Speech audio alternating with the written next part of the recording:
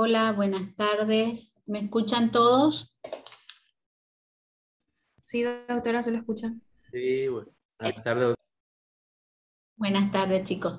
Bueno, buen día todavía, en realidad. Eh, Vamos a aprovechar este minutito que nos falta para las 12. Les quiero contar, ya les pasé en el chat digamos, el cronograma de los teóricos y de los prácticos y el tema que van a tener para la producción escrita por comisiones, en cada comisión. Esto mismo va a estar en el aula, o sea, una vez que habilite yo este fin de semana todas las actividades en el aula, va a estar esto también. Cómo van a trabajar con la producción escrita, ya van a hablar ustedes con sus docentes, que también van a tener quiénes son sus docentes de acuerdo a las comisiones. Ahí tienen las comisiones y bueno, ustedes ya lo van a recibir. Por otro lado, vamos a avanzar. Yo voy a ir poniéndoles más adelante, una vez que organice bien la actividad viendo un poquito el tema.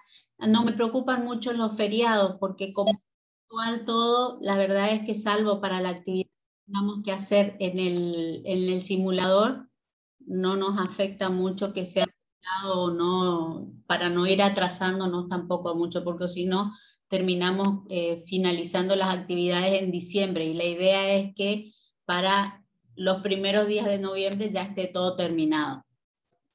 Así que vayan pasándose, bájenlo, mírenlo, porque eso no se modifica. Lo único que podría llegar a modificarse es si por alguna causa se cae internet y no podemos dar una clase o no se puede dar un práctico, que se reprograme la fecha para poder darlo, pero si no, los temas y la secuencia es lo que se va a respetar. ¿Entendieron eso? Sí, doctora. Perfecto. Bueno, muy bien. Vamos a compartir pantalla. Comienzo a compartir pantalla. Ustedes me van a avisar si se ve.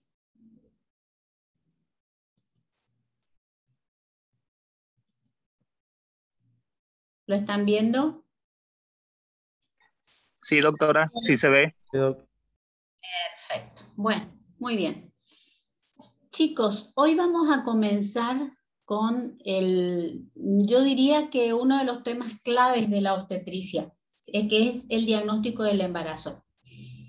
Ustedes dirán, bueno, sí, pero eso es fácil y tal. Sí, no es tan fácil. El diagnóstico del embarazo sigue significando todo un tema en la vida de la mujer. Puede ser una noticia maravillosa y esperada, puede ser una noticia inesperada. De hecho, hay un colega nuestro que es docente de la cátedra que va a darles también uno de los teóricos, que es Raúl Domínguez González de México, que siempre dice: el 90% de todos nosotros, absolutamente de todos nosotros, fuimos inesperados, que no es lo mismo que no deseados, ¿eh? Ojo, hay un mundo de diferencia entre ambos, pero fuimos no esperados. ¿Por qué? Porque por ahí no nos estaban buscando, por ahí fue falla de un método anticonceptivo, por ahí fue un descuido. Pero entonces el tema del diagnóstico de un embarazo puede ser tremendamente importante. Mi papá, que fue obstetra, que fue el creador de esta cátedra, siempre contaba el caso que le tocó a él vivir estando en un hospital, bueno, que ahora es el CAP2, en esa época era hospital, que era el hospital. Los llaman de la policía diciendo que había una chica que se estaba queriendo tirar del puente, que se quería suicidar, básicamente. Bueno, la traen desde el puente, la trae la policía al hospital para que la examinen, tal. ¿Qué pasaba?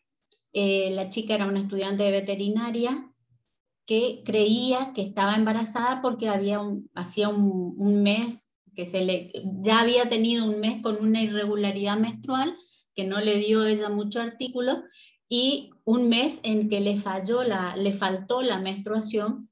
Y bueno, y en esa época no existían tantos métodos como hoy, donde, bueno, uno digamos, se puede recurrir y en cualquier lado, digamos, hacer un diagnóstico de si está embarazada o no una mujer.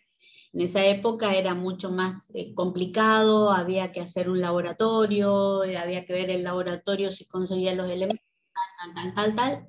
Y para ella, en ese momento, el decirse o pensar que estaba embarazada era toda una complicación. Era una estudiante del interior de Misiones, estaba sola, lejos de su casa, estudiando veterinaria.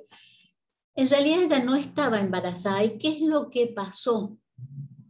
Ella concurrió a una enfermera que vivía cerca del lugar donde ella estaba estudiando, cerca del campus de la Facultad de Veterinaria, y la enfermera dice que la revisó y le dijo, no, vos estás embarazada. La chica no estaba embarazada, la chica estaba simplemente con un desarreglo hormonal por estrés, porque estaba cursando un año muy difícil y tal, pero fíjense a lo que la estaba llevando el hecho de pensar que ella estaba embarazada. El decir que estaba embarazada la llevó directamente a que subiera al puente e intentara suicidarse. ¿Por qué? Porque ella no estaba preparada en ese momento para tener un embarazo. Entonces, el diagnóstico del embarazo, si bien puede generar en la mayoría de las mujeres una felicidad, una alegría, un jolgorio, digamos, en la familia, en muchas otras puede ser fatal, puede ser tremendo, puede ser realmente una complicación y puede ser hasta una decisión muy difícil de asumir, de tomar y tal vez hasta llevarla a situaciones como estas que vivió esta chica estudiante de veterinaria. Entonces, tenemos que tener claro, primero, cuáles serían los síntomas y signos que pueden presentar una mujer que podría estar embarazada, y segundo, hay que ser muy cautos cuando se da la noticia o cuando se le sugiere que puede estar embarazada. Y ser cautos quiere decirle, puede ser que estés embarazada, pero en realidad pueden haber otras cosas que también podrían darte amenorrea, entonces vamos a ver qué pasa. Dicho esto, chicos, comencemos. Bueno, ya me conocen. Signos y síntomas. Nosotros vamos a dividir, para hablar de diagnóstico de embarazo, en signos de presunción, signos de probabilidad y signos de certeza. Son los tres signos que tenemos que tener muy claros para hablar de un diagnóstico de embarazo. ¿Cuáles serían los signos de presunción? Son los que están en la esfera extragenital. Y aquí tenemos, fíjense, son cosas que la mayoría han escuchado al menos, o si hay alguna que ya ha tenido un embarazo, lo ha padecido. A nivel del aparato digestivo, náuseas, vómitos, estreñimiento, polaquiuria y nicturia en el sistema urinario, náuseas y vómitos, a veces matutinos, a veces vespertinos, a veces matutinos y vespertinos. Los vómitos pueden acompañar a estas náuseas o no. Muchas veces ocurre que los primeros 3 meses de embarazo, por el desarreglo hormonal que se produce en la embarazada, los cambios hormonales pueden generar alteraciones y generar náuseas y vómitos, pero no deberían ser tampoco durante todo el día, sino que o bien vespertinos o bien matutinos, o bien siguiendo a algún tipo de alimentación muy específica. A nivel del sistema nervioso central tenemos hiperexcitabilidad, somnolencia, trastornos de los sentidos. Y aquí viene todo muy encadenado. La somnolencia, ustedes van a ver que la mujer que se embaraza tiene más sueño de lo que habitualmente tenía. Es más, muchas veces viene a la consulta, ni siquiera por la amenorrea, porque tal vez ni siquiera la registró aún, sino que plantea que se siente mal porque tiene mucho sueño, que se acuesta y teóricamente descansa y sin embargo sigue con sueño, se despierta con sueño, está con sueño todo el día. Es un signo de que probablemente puede estar embarazada y esto es normal, no hay que hacer nada, hay que decirle que duerma, la embarazada que duerma.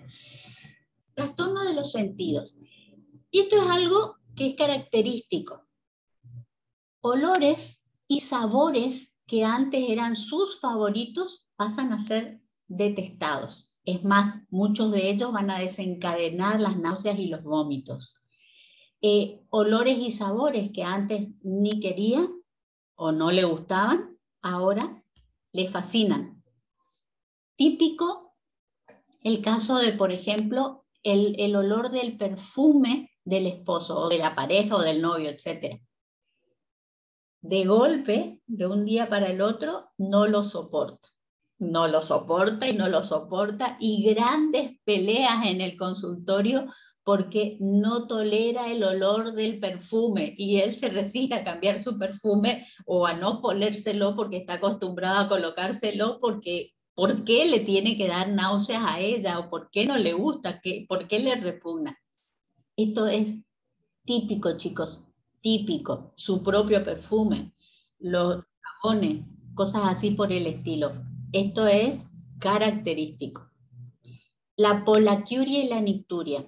Aunque parezca raro, porque dicen, bueno, a ver, estamos en el principio del embarazo, y sin embargo, al final del embarazo es lógico, ya desde el segundo trimestre, digamos, es lógico. ¿Por qué? Porque el útero aumenta de tamaño, presiona sobre la vejiga, entonces por una cuestión mecánica tenemos que puede haber polaquiuria y obviamente nicturia. ¿Por qué? Porque también durante la noche se produce algo de líquido y se puede tener deseo de orinar.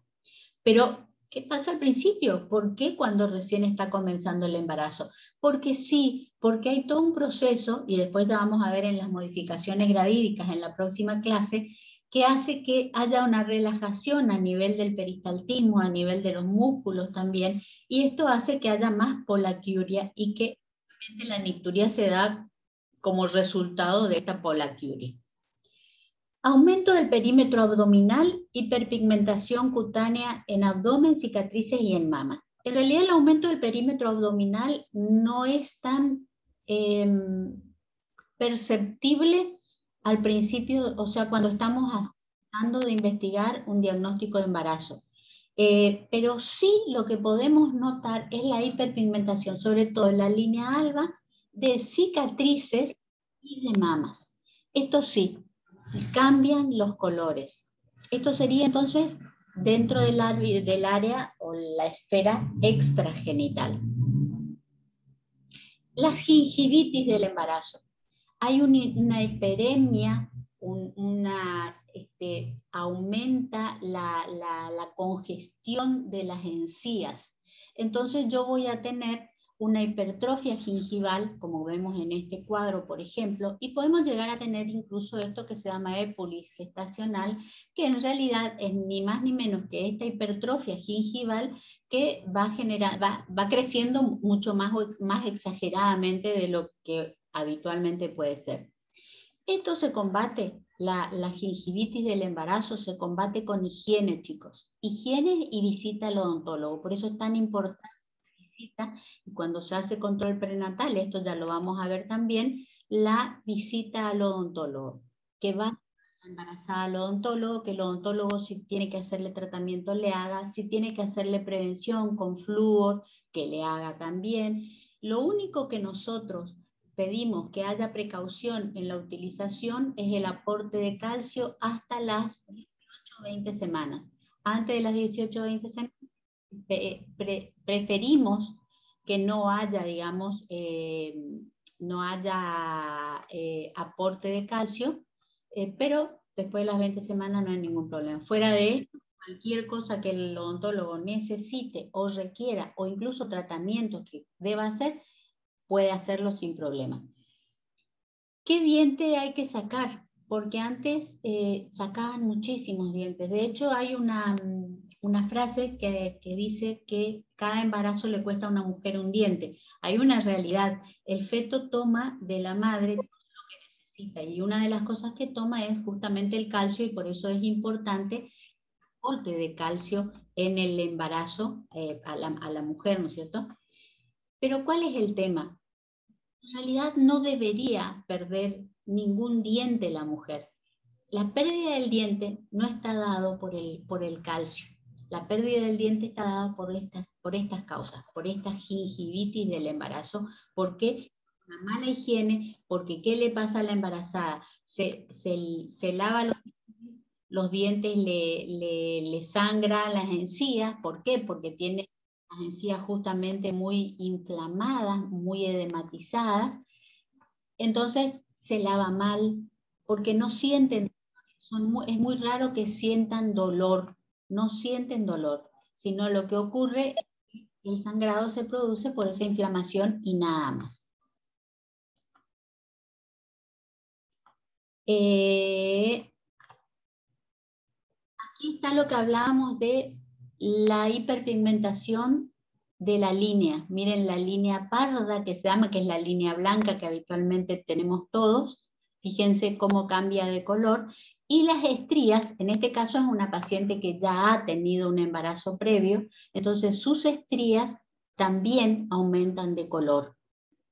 Cambian de color, se hacen más oscuras. Lo mismo ocurriría si tuviéramos la foto de esta paciente probablemente en los lunares. Estos serían entonces los signos de presunción. ¿Está? Esfera extragenital.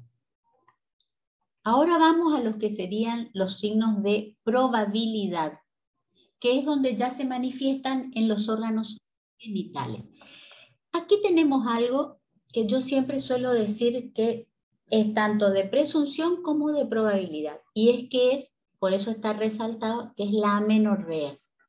La falta del sangrado menstrual, generalmente lo primero que le produce a una mujer que tiene relaciones sexuales, porque a ver, una paciente y me plantea que ella está con un atraso menstrual o que hace 3 meses que no menstrua, lo primero que yo le tengo que preguntar antes de decirle, tal vez estás embarazada, así, como si nada, es preguntarle, ¿tiene señora o tenés, depende de la edad de la paciente, relaciones sexuales?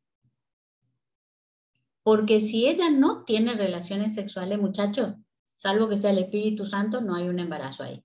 Entonces, la amenorrea es un signo de presunción y es un signo de probabilidad.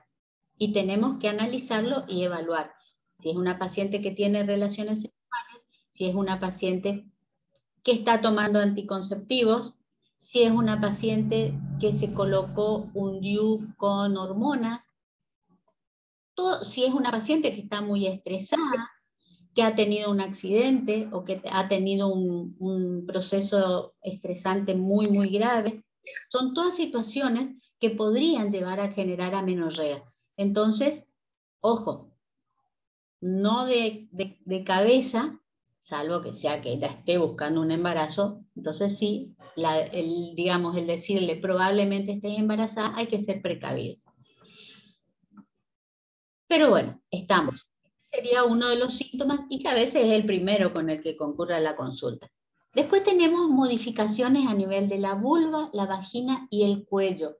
Así como tenemos en los órganos extragenitales cambios en la coloración, también este cambio en la coloración se ve en la vulva, la vagina y en el cuello.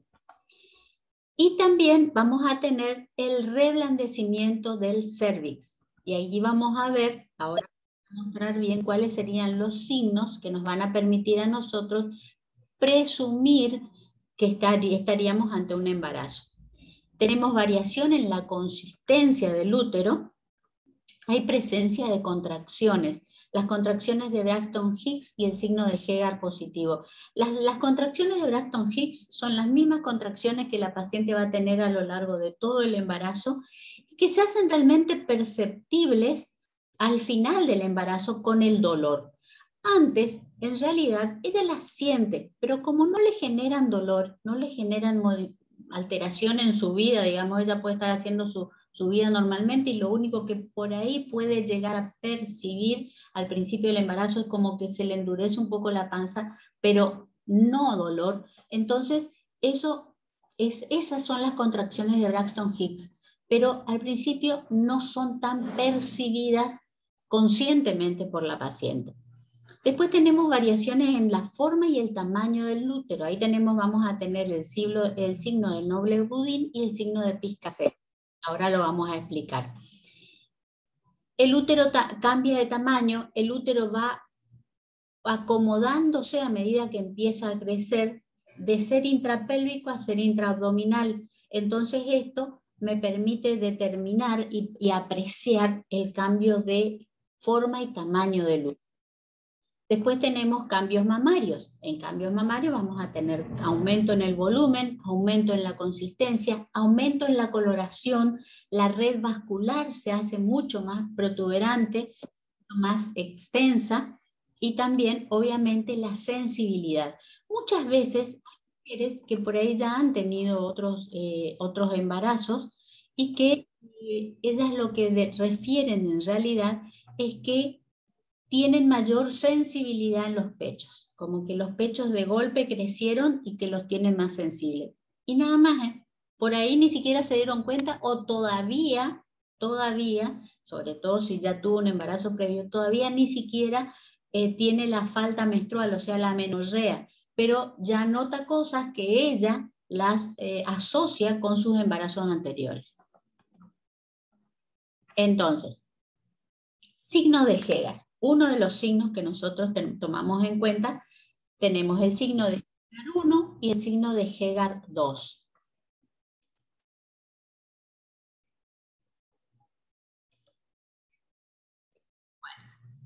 El Hegar 1 es el reblandecimiento del istmo uterino y el Hegar 2 es el reblandecimiento del cuerpo uterino. Y aquí vemos cómo sería, este sería el Hegar 1. Nosotros hacemos, son maniobras, tanto el 1 como el 2, son maniobras bimanuales, colocando, digamos, tomamos el fondo del útero y con el tacto lo que nosotros hacemos es tocar el cuello, no tocamos la mano, yo acá estoy tocando mi mano, pero no toco la mano, sino estoy tocando el cuello del útero. Y lo que voy a encontrar es que ese cuello está reblandecido, el istmo arriba del cuello está reblandecido. Y el Hegar 2 es el reblandecimiento del cuerpo. Y aquí sí, sobre el abdomen esta mano y con el tacto esta otra, yo voy a intentar, no es tan fácil, pero se puede llegar a intentar tocar o acercar, digamos, ambas manos. Y entonces eso va a estar dado, eso solo es posible por el reblandecimiento del cuerpo uterino. Hegar 1 y Hegar 2. Aquí tenemos los distintos, digamos, signos de probabilidad. Tenemos el de Piscasek, que es un reblandecimiento asimétrico a nivel de la tuba, porque el cuerpo del útero, de ser una pera, si ustedes quieren, siempre va a tener, de acuerdo a dónde se va a implantar el óvulo, va a tener una pequeña asimetría que nos va a estar indicando dónde está implantado el óvulo fertilizado. Y generalmente es hacia el lado derecho. Ese es el de Piscasek. Después tenemos el de Noble-Budin, que es disminución de la profundidad del fondo del saco lateral. Ahora vamos a ver bien el Noble-Budin y van a ver bien cómo es muy fácil este sí es fácil de diagnosticar, porque lo que me va a determinar es que el aumento del tamaño del útero hace que el fondo del saco pierda profundidad. El de Osiander, que es el pulso palpable en los fondos de sacos laterales, este es muy difícil de percibir, salvo que uno tenga mucha experiencia. El de McDonald, que es la fácil flexión del cuerpo uterino sobre el cervix. Acuérdense que hablábamos de reblandecimiento también del cuerpo del útero. El de Chadwick, que es el cambio de coloración. Vamos a tener de una coloración rosada, pálida, que es la coloración habitual del cuello del útero, va a pasar a tener una coloración violácea. El von Ferwald, que es un reblandecimiento del fondo sobre el sitio de implantación. Y el von Ferwald, se puede de alguna manera asociar al Piscasek, porque donde está la asimetría voy a tener reblandecido. El signo de Godel, que es la cianosis y el reblandecimiento del cuello uterino. Tóquense la punta de la nariz. La consistencia del cuello del útero de una mujer fuera del embarazo es la consistencia que tenemos cuando nos tocamos la punta de la nariz. Salvo, no sé en qué caso la tendríamos reblandecida la nariz, que no tenemos cartílago. Pero bueno, esta sería la consistencia del cuello del útero. Esa es la consistencia. Si alguno de ustedes ya ha hecho tactos vaginales en ginecología, sabe que esa es la consistencia del cuello. La consistencia del cuello de una mujer embarazada es la consistencia de los labios. Hagan así como si estuvieran dando un beso y tóquense. Esa es la consistencia del cuello del útero. Reblandecido. Miren la diferencia, la nariz y el cuello. La nariz, digamos, sin embarazo, la boca con embarazo. El Hegar 1 y el Hegar 2, que es lo que vimos. Las dos maniobras que acabamos de ver hace un minuto.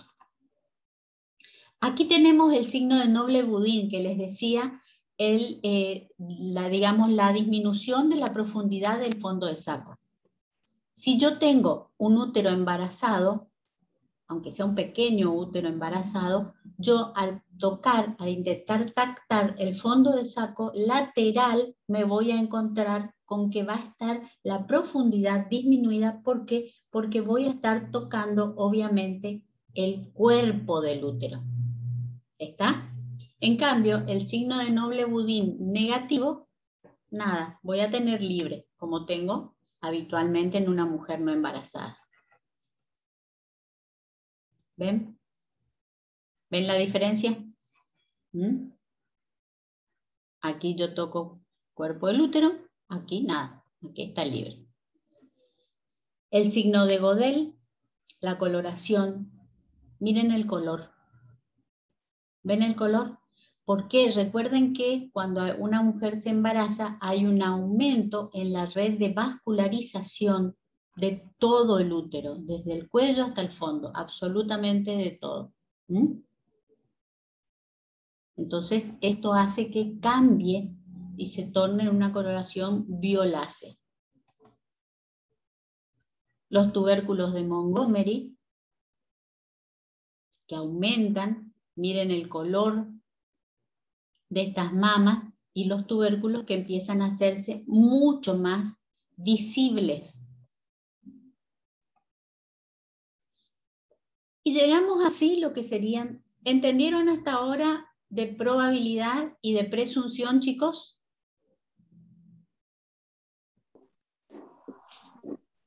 Sí, doctora. Sí, doctora, sí se entiende. Perfecto. Y llegamos entonces a los signos de certeza. ¿Cuáles serían los signos de certeza? Estos son importantes, ¿por qué? Porque son los que nos permiten afirmar con valor médico legal la presencia del embarazo. Por todas las causas que justamente habíamos hablado desde el principio.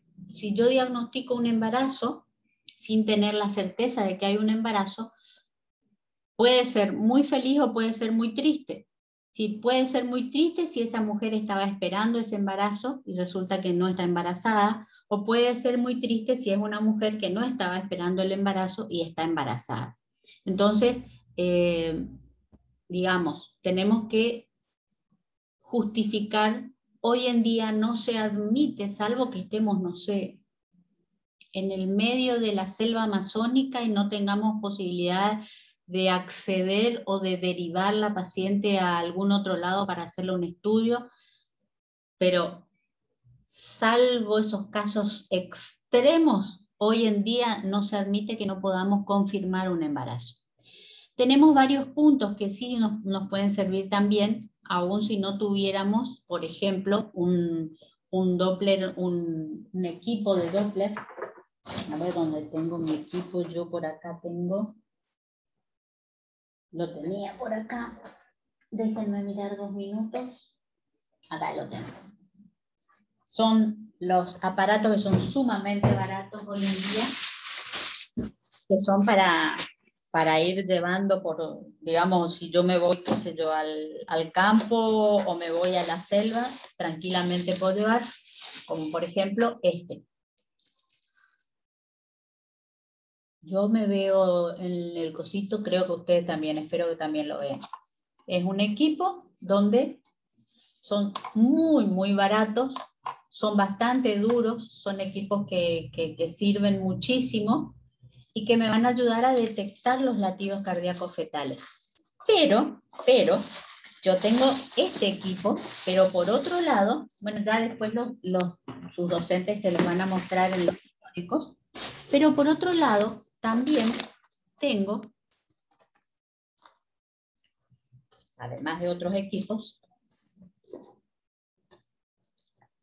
este, que es el que ustedes van a usar en principio, porque es el que a nosotros nos interesa que ustedes aprendan a utilizar, que es este, que es lo que se llama estetoscopio de Pinard.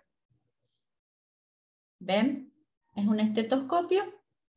Esto va sobre la panza de la mamá y acá apoyamos nuestro oído. Y con esto nosotros escuchamos los latidos cardíacos fetales.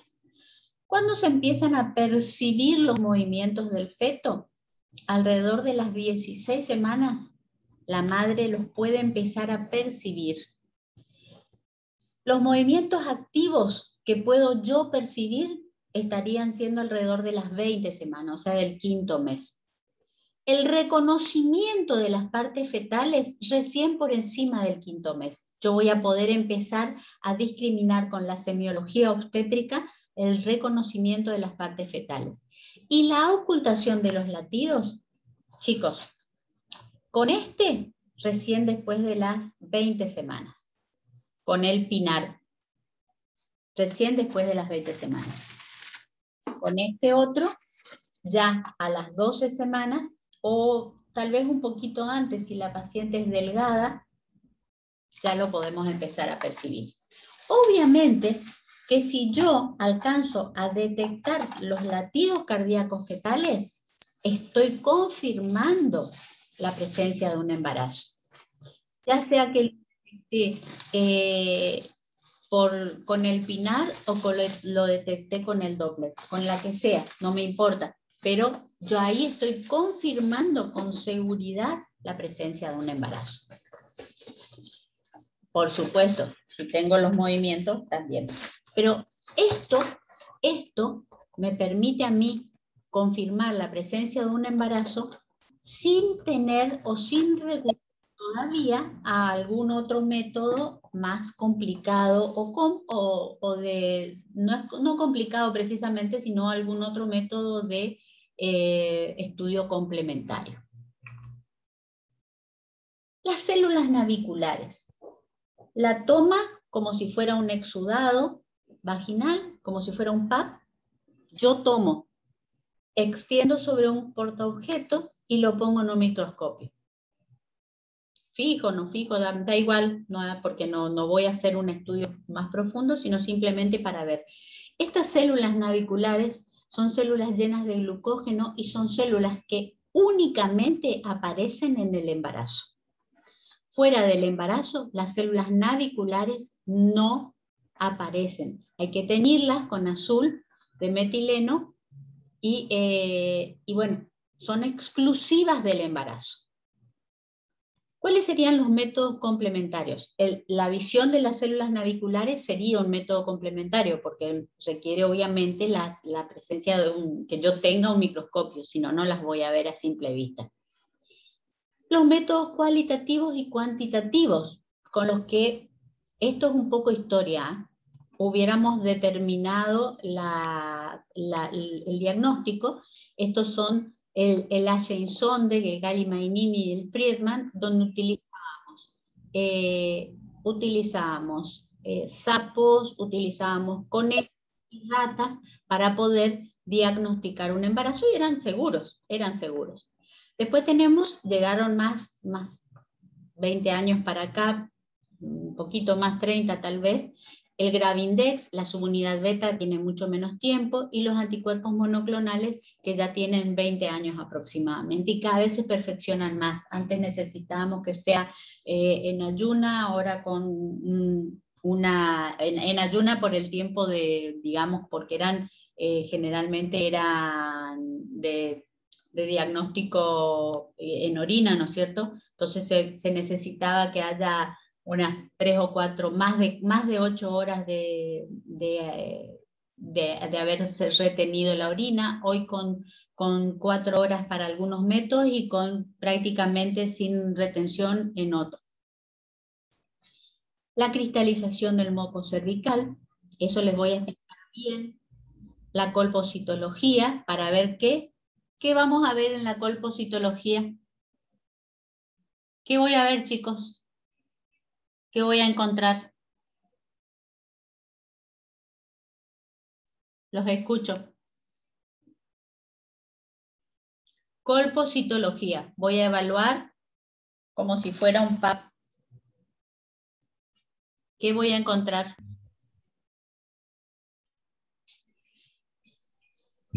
¿Las células naviculares? Exactamente, doctora. Así es. Células naviculares. Las células naviculares. Despiértense, muchachos, despiértense. Después tenemos ecografía. Ya si yo estoy cursando en la 4ª o 5ª semana de edad gestacional, una ecografía transvaginal, chicos, me va a dar ya un diagnóstico de embarazo, e incluso la transvaginal entre la 4ª y la 6ª semana de amenorrea puede darme, ya puedo detectar tranquilamente los latidos cardíacos fetales. ¿Por qué insisto con transvaginal? Si yo hago una ecografía abdominal en esa edad gestacional, o sea, con una amenorrea de 4 semanas, o sea, estoy con un embarazo de 4 semanas o 5 semanas, ¿qué va a pasar? Puede ser que si es abdominal, puede llegar a ver el saquito, pero no va a ver el embrión. Entonces voy a tener que esperar prácticamente un mes para que, ¿por qué? Porque abdominal recién alrededor de las 7 u 8 semanas se ve el embrioncito. En cambio, en la transvaginal, a la 4ª semana ya se ve el embrión y ya se ve vitalidad, ya si hay latidos se ve perfectamente. Eso suele generar muchas dudas y a veces mucha angustia, porque ha pasado casos donde médicos les han ofrecido realizarle un aborto a una paciente porque teóricamente tenían un embarazo anembrionado, pero en realidad lo único que estaba pasando es que ese embarazo era pequeño y con la ecografía abdominal no se había visto el embrioncito, el embrión en principio. Eso por un lado. Y el efecto Doppler, si bien hoy en día la mayoría de los ecógrafos tienen ya automáticamente, hacen el estudio, ya están viendo el Doppler vascular ya sea de la placenta y continúan viéndolo durante todo el embarazo en las distintas aplicaciones, pero generalmente se puede pedir realmente a partir de las 12 semanas. Sería lo ideal. Fíjense, miren esto. El patrón en la citología. Este es el patrón de helecho y este es el patrón en sarta de cuentas que se llama. El patrón de helecho está dado por una alta concentración de cloruro de sodio. Generalmente se presenta entre el día 7 y el día 18 del ciclo y me habla de una alta concentración de estrógenos, no de progestágenos. Sin embargo, si yo me voy al patrón de sarta de cuentas, ¿por qué? ¿Por qué se produce este patrón? Alrededor de los 21 días en adelante del ciclo. ¿Por qué? Porque aumenta la cantidad de progesterona, entonces va a disminuir la cantidad de cloruro de sodio. Y al disminuir la cantidad de cloruro de sodio, la concentración de cloruro de sodio hace que no se cristalice este moco cervical. Esto es muy importante porque justamente, si bien la cristalización o el patrón de helecho se utiliza para diagnosticar, por ejemplo, una rotura prematura de membrana, ¿por qué? O una amenaza de parto prematuro, ¿por qué? Porque si yo tengo salida de líquido amniótico, por pequeña que sea la cantidad de salida de líquido amniótico, eso ya me está implicando que ya me va a estar alterando la concentración de cloruro de sodio en el flujo de ese vaginal y genital y cervical. Entonces, ahí sí se me va a formar el patrón de lecho. Entonces, ¿para qué me sirve el patrón de lecho en el embarazo? Pura y exclusivamente para diagnosticar una rotura prematura de membranas. ¿Está? Entonces, si yo tengo cristalización del moco cervical en una paciente con una amenorrea de 8 semanas, de 2 meses, y tengo un patrón de lecho, tengo cristalización, ¿qué significa eso? ¿Que está embarazada? No, doctora. Significa que no estaría embarazada. Exactamente, significa que no está embarazada. Exactamente. Muy bien, doctora. Entonces, el test del helecho o test de Ferm o test de cristalización se hace a las mujeres embarazadas, pero ¿para qué? Para diagnosticar la rotura prematura de membranas. O sea, puedo hacerlo, sí, también, si no tengo otro método, para ver que no se me forme el patrón de helecho. Entonces, diagnosticaría cuando no se forma el patrón de lecho. Si yo tengo cristalización del moco, no está embarazada o esa paciente está con una rotura prematura de membranas. Siempre cuando voy a hacer esto, no hay que hacer nada más que colocar sobre un portaobjetos y dejar 10 minutos que se seque en el medio ambiente, nada más.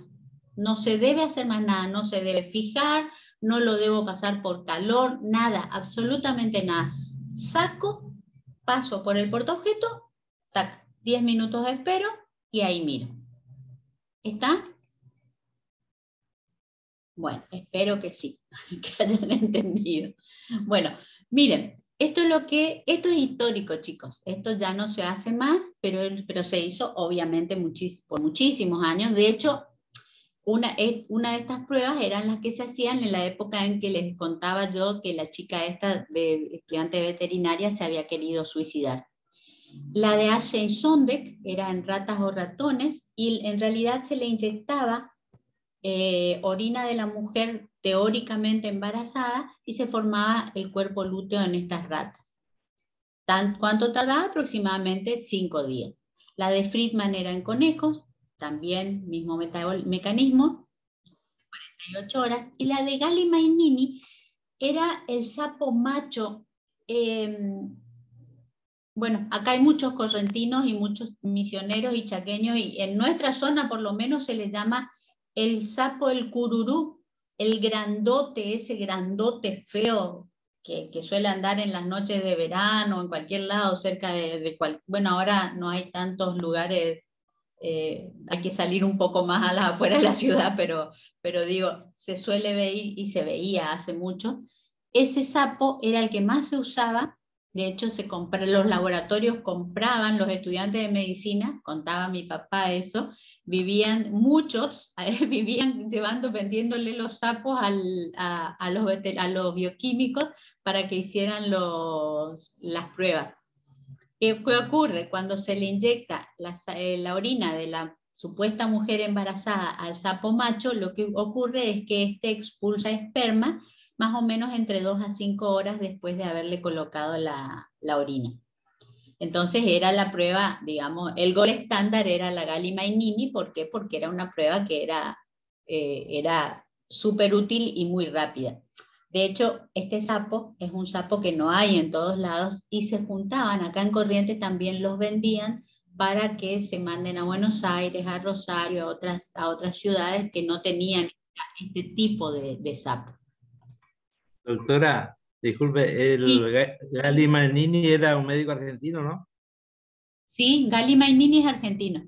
Era argentino, por supuesto. Era argentino, exactamente. Así es, doctor. Argentina tiene muchas de estas pruebas, origen en nuestro país, pero lamentablemente no siempre se acuerdan de mencionar estas cosas. Gracias por hacerme acordar de esto. Sí, señor.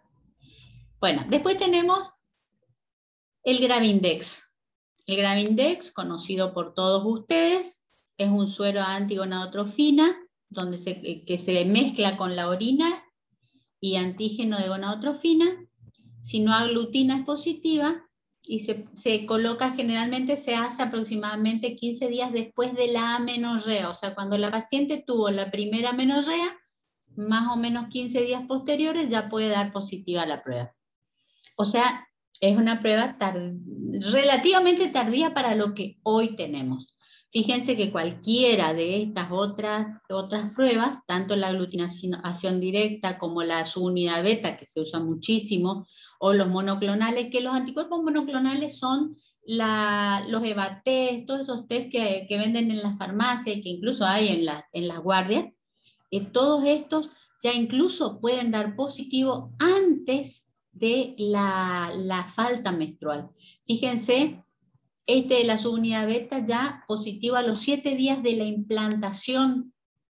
¿Por qué? Porque lo que está buscando es una reacción con la gonadotrofina. Y los anticuerpos monoclonales con un día de atraso menstrual o incluso antes ustedes saben perfectamente, el EVA-test, antes incluso del atraso menstrual. No tiene reacción cruzada ni con la LH, ni la FSH, ni la TSH, y por lo tanto, por eso es tan fidedigno. Bueno, este ya lo conocen. Antes era primera orina de la mañana, hoy ya no es tanto. Volvemos a lo mismo, cristalización del moco, que no tiene que cristalizar. Si cristaliza, la mujer esa no está embarazada o está con una rotura prematura de membrana. La colpocitología, para buscar las células naviculares como vimos hoy, la ecografía entre la cuarta y quinta semana. ¿Qué ecografía vamos a pedir, chicos? Sin miedo, muchachos, pueden... Transvaginal. Muy bien, la transvaginal. Y el Doppler, que ya es para ver más estructuras, para ver... Acá dice 12 semanas. La primera ecografía, chicos, tiene que ser por debajo de las 12 semanas. ¿Por qué? Porque a las 11 semanas, entre las 11 y las 12 semanas, yo tengo que estar haciendo lo que sería la translucencia nucal, la medición de la translucencia nucal. ¿Para qué? Para evaluar malformaciones congénitas. Entonces, 12 semanas, sí, voy a tener un Doppler mucho más, digamos, por ahí más claro, pero yo necesito lo más tempranamente posible empezar a hacer mediciones y empezar a hacer controles de la estructura fetal. 11 semanas, translucencia nucal, o sea, antes incluso que el Doppler. Entonces, ¿cómo haríamos el diagnóstico según los trimestres? ¿Qué voy a tener según el trimestre? En el primer trimestre voy a tener signos de presunción y signos de probabilidad. Todavía no voy a tener los signos de certeza, a menos que haga una ecografía. ¿Está? O bien, trate de ver la cristalización del moco o vea un dosaje de gonadotrofina. En el segundo trimestre voy a tener signos de presunción, pero estos van a ir desapareciendo. Acuérdense que los de presunción son los extragenitales. Entonces, no es que van a desaparecer completamente, porque hay algunos que incluso hasta pueden llegar a acentuarse un poco, pero ya dejan de tener preponderancia para la paciente. Los signos de probabilidad se van a mantener y obviamente ya empiezan a aparecer los signos de certeza. Aquí los signos de certeza, francamente, van a ser los movimientos fetales y los latidos cardíacos fetales. Por supuesto, la ecografía. Y en el tercer trimestre, bueno, muchachos, los signos de presunción desaparecen, los de probabilidad obviamente van a estar, y los de certeza, chicos, ya tenemos una panza, ya tenemos latidos cardíacos fetales, ya tenemos palpación de partes fetales. Por lo tanto, como diagnóstico de embarazo, si yo veo que viene caminando un caballo y se me acerca y tiene cara de caballo, dientes de caballo, pelo de caballo, cola de caballo, cuerpo de caballo, no voy a decir que es un elefante.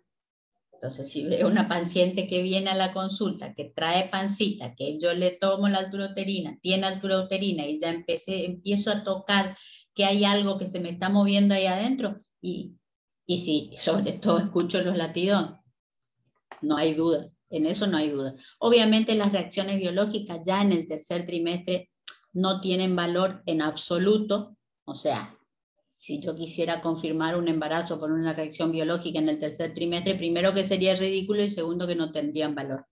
Y tercero, lo que es la cristalización del moco y la colpocitología, esto se mantiene, el moco no se cristaliza en el tercer trimestre como desde el principio del embarazo, salvo, y aquí sí, tiene mucho más valor por el tema de la rotura prematura de membranas, el parto prematuro, ¿está? O si tengo una mujer que pierde líquido y no sabe por qué, no sabe si se orinó, si fue líquido amniótico, ahí sí me sirve perfectamente la cristalización del moco, porque como ustedes han visto, ¿cuándo cristaliza? Cuando yo tengo aumento del cloruro de sodio. Y solamente voy a tener en una mujer aumento del cloruro de sodio, cambio en el pH por pérdida de líquido amniótico. Si no, no es posible. Este cronograma, este organigrama, ¿esto más o menos les aclara algo más o no? Un 100%.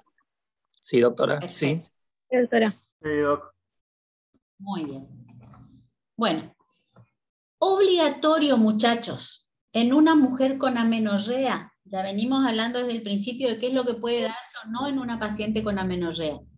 Preguntar si hay posibilidad de embarazo. Entonces, ¿qué es lo que primero le vamos a preguntar? Si tiene relaciones sexuales. Si no tiene relaciones sexuales, muchachos, orientemos la falta de menstruación para otro lado, pero no para un embarazo. ¿Y cuáles serían las posibles patologías con las que tengo que hacer yo un diagnóstico diferencial en esta paciente, aun cuando tenga relaciones sexuales? Una pseudociesis, una paciente que tiene deseo de estar embarazada y crece la panza, y la panza le va a crecer, y si ustedes tocan esa panza va a ser dura, no va a ser una panza igual a la de una embarazada, pero va a ser una panza con tensión. ¿Por qué? Porque la paciente, que es una enfermedad psiquiátrica, ¿no es cierto?, un trastorno psicológico, que desea un embarazo y crea un embarazo psicológico, que eso significa pseudociesis, embarazo psicológico, lo que hace es no me sale la palabra, pero dilata las asas intestinales, generando aumento del abdomen.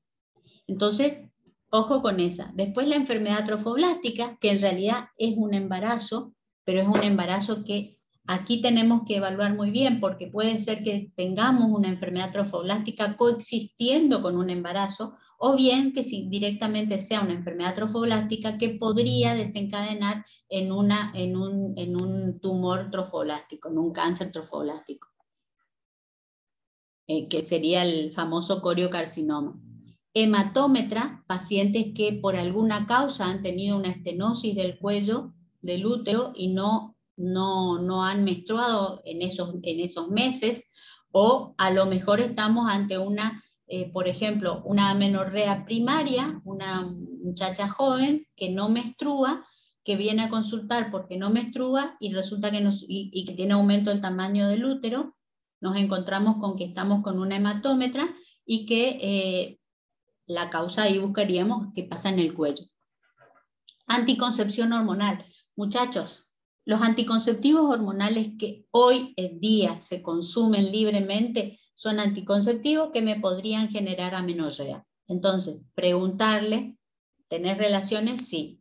¿Tomás anticonceptivos? Sí. ¿Cómo los tomaste? ¿Los tomás bien? ¿Los tomás mal? Porque a veces tenemos la falla del anticonceptivo y ahí está el embarazo. Pero si los toma habitualmente bien, entonces probablemente esté siendo una reacción típica a la anticoncepción, nada más. La menopausia. Y aquí yo tengo que discriminar si estamos ante una menopausia precoz o si estamos ante una menopausia natural. Si es una mujer mayor de 40 años, estamos ante una probable menopausia natural. Si es una mujer menor de 40 años, podríamos estar ante una menopausia precoz. En ambos casos, la menopausia también podría ser desencadenada no solamente por la edad de la mujer, sino también por situaciones de estrés.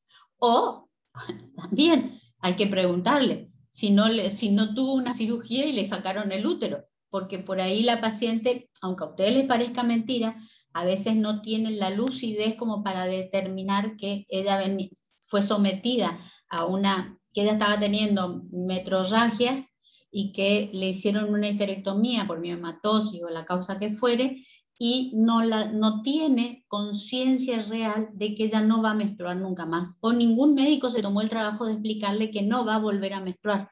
Entonces también eso tenemos que tener cuidado y averiguar.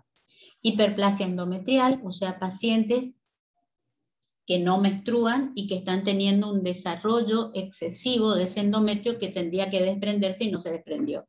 Obviamente trastornos psicológicos acá están asociados a la pseudociesis, tumores ginecológicos y por supuesto miomatosis. Pero las miomatosis en general me van a aumentar el tamaño del útero, pero es muy raro que me generen amenorrea.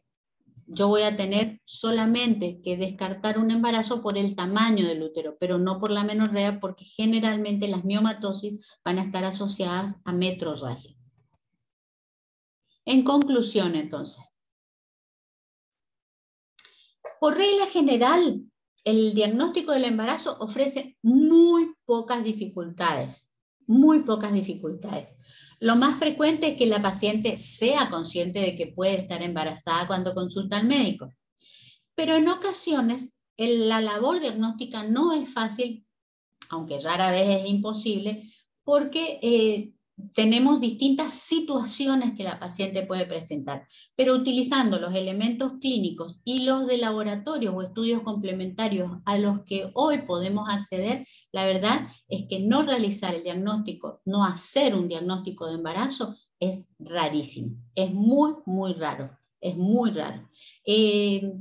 Tenemos que ser conscientes de que estamos dando un diagnóstico, un diagnóstico serio, que es un diagnóstico que si nosotros sabemos aprovechar el momento, vamos a estar implicándola a la paciente en su situación. Esto implica tratar de captarla para que haga su control adecuado del embarazo, para que se cuide y para que no se ponga en riesgo ni ella ni su embarazo. Esto de que generalmente la mujer es consciente de la posibilidad del embarazo es real, chicos. Nos toca, a los que hacemos tocoginecología, nos toca muy frecuentemente pacientes que vienen y dicen, yo creo que puedo llegar a estar embarazada. Entonces, primera pregunta, ¿tenés relaciones sexuales? Segunda pregunta, ¿utilizabas algún método anticonceptivo? Muchachos, en el 50% de los casos no usan métodos anticonceptivos. No están usando métodos anticonceptivos. Y entonces, ¿qué ocurre ahí? ¿Cuál es la siguiente pregunta? ¿Sabías que podías quedarte embarazada? A lo que, por supuesto, el 99% contesta, claro, sí sabía, solo que no lo tenía pensado. Y ahí volvemos al principio. El 90% de nosotros hemos sido embarazos no planeados por alguna de todas estas causas. Bueno, vuelvo a invitarlos nuevamente a nuestro congreso. Chicos, ¿alguna duda, alguna pregunta, algo que quieran aclarar? Los escucho. ¿Tienen hambre? Doctora, disculpe, en los embarazos ectópicos siempre hay que tener esa posibilidad para hacer diagnóstico diferencial. Sí, por supuesto, porque el embarazo ectópico lo que te puede dar también, a veces lo detectamos de casualidad si lo detectamos precozmente. Puede ocurrir muchas veces, en el 80% de los casos, la verdad es que se detectan porque la paciente viene con el dolor, y a veces no tienen amenorrea todavía, o bien están con el famoso signo de Long y Evans, de la implantación que no se produce, entonces la menstruación es un poquito más, el sangrado es un poquito más abundante, qué sé yo, pero en realidad no tenía previsto la paciente o no tenía dudas de haber estado embarazada. Otras veces sí, pensaba que estaba embarazada, pero se presenta. Es un diagnóstico que tenemos que tener en cuenta. Siempre que tenemos un embarazo, y por eso es que nosotros recurrimos mucho al principio del embarazo a la ecografía. Cuando se recurre a la ecografía, en realidad cuanto más precoz es mejor esa ecografía. ¿Por qué? Porque es la ecografía que nos va a permitir diagnosticar lo más cercanamente la edad gestacional. Si yo tengo una FUM incierta, una fecha de la última menstruación incierta, porque la paciente es irregular o porque no se controla, no controlaba la fecha de su menstruación, entonces esa ecografía me va a poder a mí determinar exactamente la edad gestacional que estamos teniendo. Y por otro lado, porque precozmente me va a poder detectar si tengo un embarazo ectópico. Hay casos que son paradigmáticos que nosotros tenemos que tener en cuenta cuando estamos evaluando a una paciente y cuando estamos haciéndole la historia clínica. La cantidad de parejas sexuales que la paciente ha tenido. Si yo tengo una mujer que en los últimos 3 años ha tenido por lo menos 5 a 6 parejas sexuales diferentes, que no estoy hablando de novios, no estoy hablando de novio, puede haber tenido un solo novio, puede tener un solo novio hace 5 años, pero ella hace 5 años ha pasado por varias parejas sexuales, hombres con los que ha tenido relaciones sexuales. Esta mujer puede tener un problema de contagio, de enfermedades o incluso de patologías que pueden haber afectado la motilidad de las trompas o incluso haberle generado una restricción en el tamaño de la tuba, de la trompa. Esto es causal de embarazo ectópico. Pacientes que han tenido tuberculosis, por ejemplo. Es muy común que estas pacientes tengan también una tuberculosis ginecológica o genital, como se le quiera llamar, y que esto me genere alguna alteración a nivel de la trompa. Entonces, también esta paciente es candidata a poder tener un embarazo ectópico. De todas maneras, es siempre importante también el diagnóstico diferencial de que sería un embarazo. En realidad, el embarazo ectópico es un embarazo solo que fuera del lugar, no es el ortotópico, digamos, pero sí muy bien. ¿Otra pregunta, chicos? Doc, una pregunta. Yo sé que usted explicó lo de los cambios en el moco cérvico-uterino, lo de patrón de lecho, pero no entendí. ¿Podría volver a explicarlo, por favor? Sí, cómo no. El tema es así. Cuando la mujer se queda embarazada, el pH de la vagina cambia completamente. Cambia completamente. Generalmente de estar en alrededor de 4 y pico nos empieza a subir un poco más, llega a 6, incluso a 7. ¿Qué ocurre? Por efecto de la progesterona que aumenta en el embarazo, ese pH cambia. ¿Y qué pasa con el cloruro de sodio que está habitualmente en nuestro flujo, en el flujo de la vagina? Ese cloruro de sodio que está en el flujo y en el moco cervical disminuye.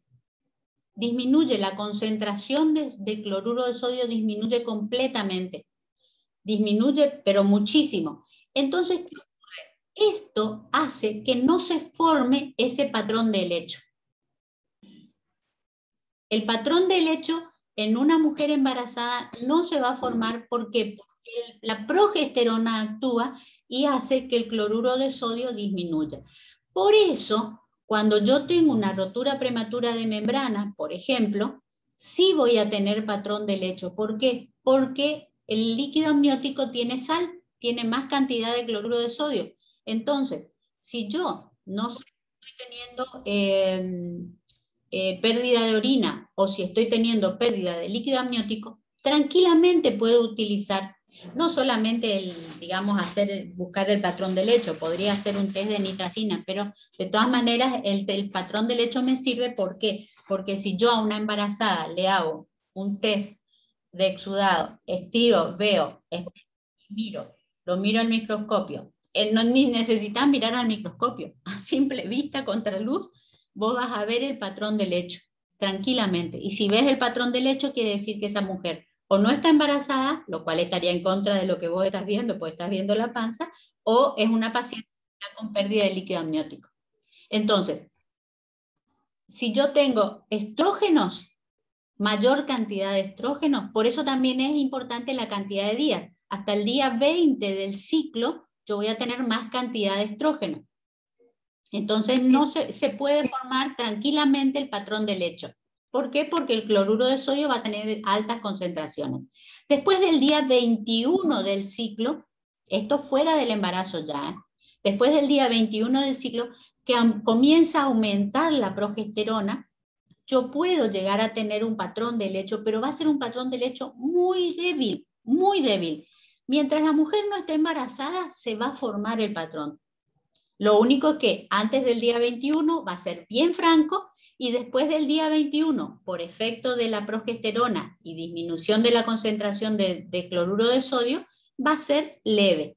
Va a ser un patrón medio mezcladito, digamos, pero se va a ver todavía el helechito, un helechito medio desnutrido, digamos. ¿Me entendiste? Sí, está. Buenísimo, gracias. No, de nada. ¿Otra pregunta, chicos? Bueno, muy bien. Chicos, por favor, vamos a tratar de que entremos todos, por lo menos 10 minutos, o sea, los que no pueden entrar en horario, 5, 10 minutos antes porque ustedes vieron que ya menos 10 yo ya los hice empezar a entrar a la sala. Los que no pueden entrar por la causa que sea, no llegan o lo que fuere, por lo menos máximo 10 minutos después. Los que pasan los 10 minutos ya no entran más, porque si no lo que pasa es que desconcentran a los que están escuchando y a los que estamos hablando. ¿Está? Sí, Doc, le consulto por las dudas. Yo había utilizado el link que se había mandado en el correo, pero creo que esta vez cambió el link. ¿Puede ser que todas las clases se utilice uno nuevo? Sí, sí. No. Guarden, por eso les puse en el chat, guarden los dos links, porque el del martes va a ser solamente de los martes y este del viernes es solamente de los viernes. Son dos links Buenísimo. diferentes, pero el primero es el de los martes y el segundo el de los viernes. Quise hacerlos a los dos con el mismo, pero no sé qué hice mal. Entonces al final me salieron dos links diferentes. Pero Okay, ya gracias. a finalizar tenemos el mismo, digamos. ¿Otra pregunta, chicos? Bueno, si no hay más preguntas, entonces espero que hayan entendido. Es un tema fácil, o sea que no tiene muchas vueltas.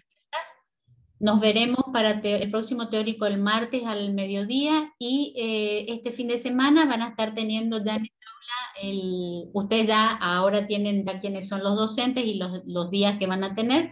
Yo les voy a ir mandando por comisión el acceso, el link de acceso, les voy a pasar a los docentes para que sus docentes se comuniquen también con ustedes. Doctora, ¿puede subir el Dime. Power al aula? Sí, tengo que subir este y el anterior, los dos voy a subir. No se preocupen porque van a estar todos los powers, absolutamente todos los powers van a estar en el aula. Todos. Dale, todos. gracias. De nada. Muy bien, chicos, vayan a almorzar. Cuídense, buen fin de semana, cuídense mucho, no se contagien de COVID. Hasta luego. Chao, Chao, chicos. gracias. Ah.